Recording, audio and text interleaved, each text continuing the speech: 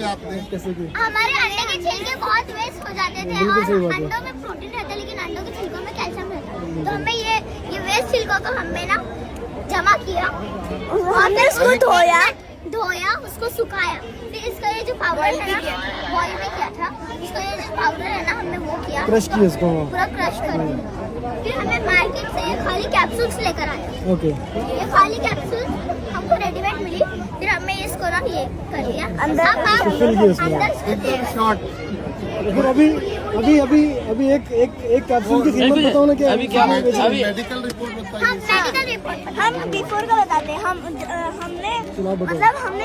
मतलब हमारे रिश्तेदारों में जिनका कैल्शियम कम था, हमने उनको लिया था, तो उनका कैल्शियम 8.1 था। अब हमने उनको एक 15 डेज उनको कैल्शियम की हमारी दवाई बनाई के खिलाई थी, तो उनका कैल्शियम 9 पॉइंट हो गया। 9.0 हो गया। पक्की बात है। पक्की बात है। रिश्तेदार कहाँ पर जिंदा है क्या? हाँ ये नाम है ना, रुबीना नाम है ना ये। रिश्तेदार जिंदा। अरे वाह वाह, एक बार खुद के लिए तालियां बजा लो जोर से। Very good. Very good.